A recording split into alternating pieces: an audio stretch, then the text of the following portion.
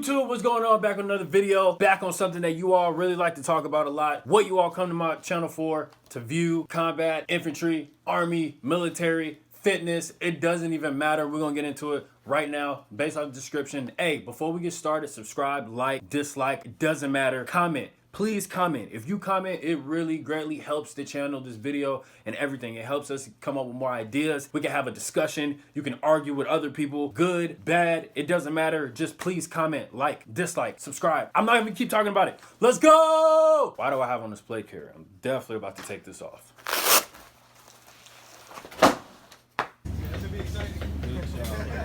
All right, YouTube family, deployments, combat patches, combat, CIBs, all that stuff. We're gonna get into it today. So, little background history on me. High school, I was always interested in joining the military. Didn't do it. Parents were against it or whatever. Told me not to really look into it, so I didn't really do it. So I decided I wanted to focus, on sport. So after high school, bust my butt, got athletic scholarship, went to a D1 school. I graduated college, and then I got into a master's program. Deployment came up. I transferred to a different unit before I actually got into grad school. And luckily for me, that unit was in the process of getting ready to deploy. So once that happened, I was like, yes, this is what I signed up for. Great. I hope I go to Afghanistan. Are we gonna split up when we get around here, or are we all gonna go in one general direction and back to By the way, a lot of people that know me always question me on why do I want to go to Afghanistan? Why do I want to go to combat? All those guys out there, all those veterans out there that are combat MOS or whatever, that veterans that want to deploy, you understand where I'm coming from. You totally understand everything where I'm coming from right now. So obviously the deployment didn't go to Afghanistan. I take that picture. I'll take it off in like less than 5 seconds. I want to see how easy that is if you're getting shot at. I was like, okay, it's probably not going to be that bad. Whatever. Cool. Not a combat zone whatsoever. We all know this. We all saw the videos. It was a vacation spot. It was a whole totally different story. That was totally different from that. But a lot of you all wouldn't understand that unless you were there. And the people that were there with me, they know. Trust me, they know. Oh, wait, time out. Before we even get into more about the deployment, let's talk about the whole special operations thing. So I've really honestly been training for about probably my entire contract to make it in an SF unit and or get my Ranger tab, obtain my Ranger tab. And I was fortunate enough to be able to try out for an Air Force TAC P. I guess their special operations section TAC P. Look it up. You know, you'll figure it out if you don't know already. I was fortunate enough to try out for that unit or that category, and I passed the assessment. The reason I am not a part of the Air Force right now is because I didn't want to agree with the whole contract that was being offered for me to go that route, get into special operations, TAC P, Air Force, all that. So that's the reason why I didn't take it. It was a great opportunity. Don't get me wrong. It was pretty fun. It was pretty cool. I'm glad that I was able to be a part of it. It definitely showed me what I can do and how hard I could push myself. But it wasn't something that I wanted to commit to. So back to the deployment. Once again, sorry guys, I keep making different videos on different days, obviously, different haircuts, facial styles, clothes, whatever.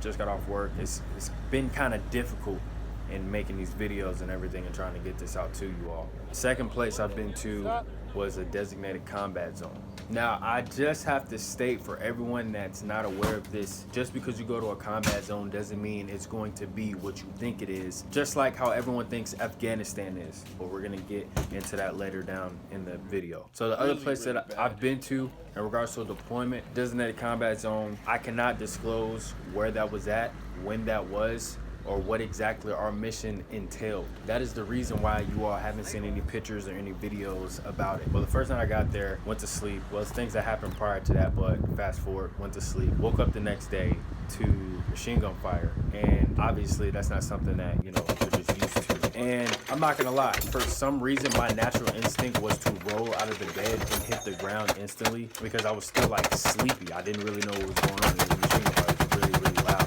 It startled me. Little fun fact right there. There were attacks on the base and also civilians.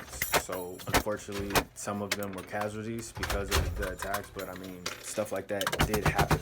How frequent did this stuff happen? I cannot say. Which terrorist group? I cannot disclose that. I cannot talk about the type of mission that we had. I can't talk about what we did on missions. Kind of got off track. Let's get back to the little mini stories or little stuff that I can tell you. Sorry about that. Over the combinations of my deployments, a soldier did shoot himself. A soldier was in the process of drawing his firearm on me while I was conducting a security perimeter patrol, which is freaking beyond me. A soldier flipped a vehicle while the gunner was still in the gunner's hatch. Didn't really like roll it over entirely. It was more like just rolled it or flipped it on its side, kind of like drag. A soldier had a negligent discharge into one of our vehicles after a mission was conducted. If you don't know what negligent discharge is or means, look it up. These are pretty much things that you wouldn't think would happen on a deployment, but for me, it happened anyway. Okay, so combat deployments. Do not let the news, social media, or YouTube send you off. Ignorance is not an excuse. Let me give you an example of some stories or things I was told, all from Afghanistan, because for some reason a lot of you all think Afghanistan,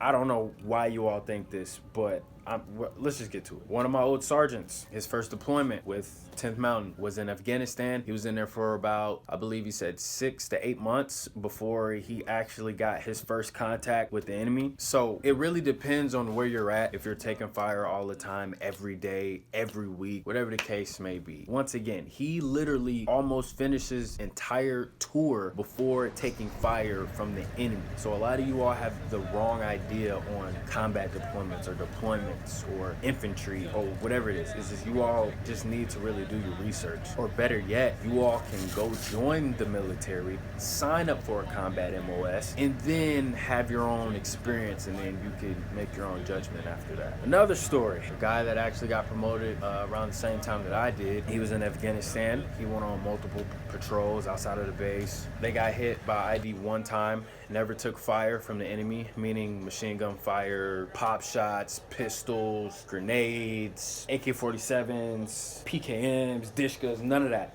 None of it. They did take mortar fire, but he wasn't getting shot at. He didn't get shot at once while he was over there. His entire tour did not get shot at once in Afghanistan. And another thing, a lot of you all think for some reason, just because you're on active duty or you're in an infantry MOS, that when you deploy, it is always going to be a combat environment. It's always going to be straight fighting, this, that, and the third. Yeah, you would think that, but it's not like that at all. For instance, when I was in one of the countries where it was like a little vacation spot, an active duty unit was there, 10th Mountain, and I'm not throwing shade at them or anything, but they weren't doing anything. Well, majority of the time when I would see them, they weren't really doing anything. They did have their own mission there. I'm not gonna go into too much detail on what they were tasked to do or what I assumed that they did, but like I said, every time I saw them, they weren't doing anything.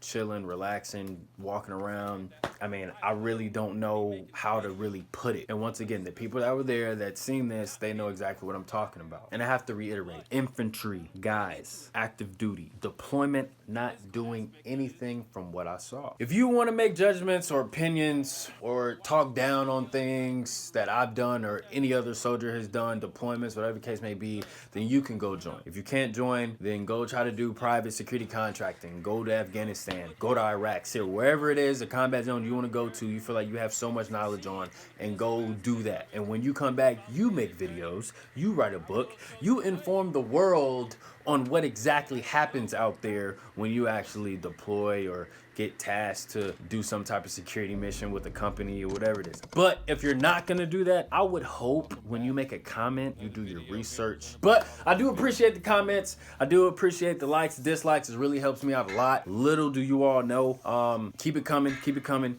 If there's any other videos you all want to see, let me know, comment below. Once again, I'll tag you, well, not really tag you, put your name in the description in the video, say this is the video that you suggested, and I'll do a video on it. So until next time, stay fit, stay motivated. Wait, it's not a fitness video. But yeah, just like and subscribe, bro.